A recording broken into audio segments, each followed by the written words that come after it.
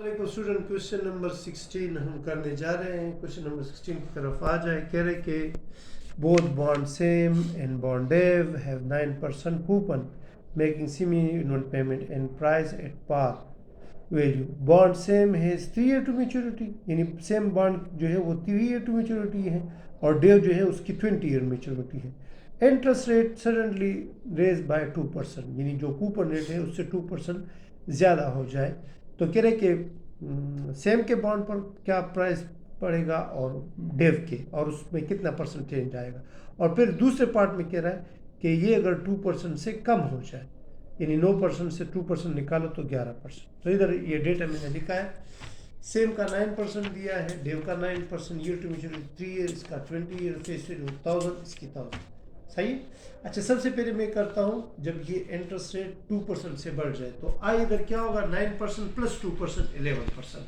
और फिर कह रहे हैं कि 9% से ये 2% कम हो जाए तो कितना होगा, 7%। तो मैंने ये कैलकुलेशन की है। तो सबसे पहले मैं सेम की मालूम करता हूँ प्राइस।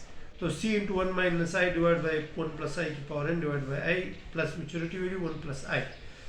तो कूपन 9% है, 1000 का 9% 90 बनता है। 1 माइनस 1 प्लस दे के 11% मैंने लगा लिया कि पावर 3 ले रहा हूँ, डिवाइड बाई 1.1 और 1000 1.1 की पावर 3, तो इससे आ जाएगा 950। ये कितने परसेंट से, 7% से।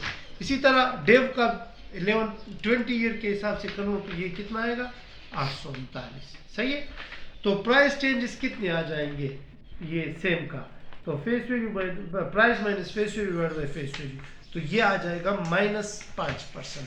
जबकि डेव का कितना आ जाएगा, 16.05%। सही।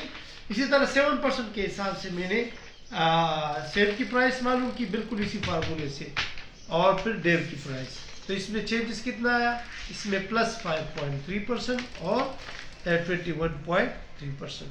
तो इसका मतलब क्या हुआ, देख प्राइस को देख ले कि जब मैच्योरिटी जितनी ज़्यादा होगी तो आपकी प्राइस जो है बढ़े।